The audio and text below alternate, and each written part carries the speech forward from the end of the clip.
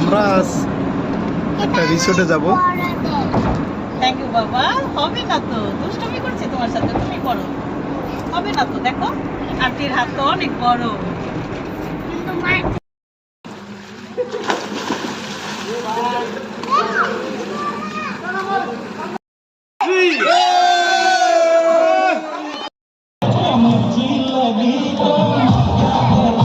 এখন আপনাদের রিসোর্টের ভিতরে একটু দেখাবো।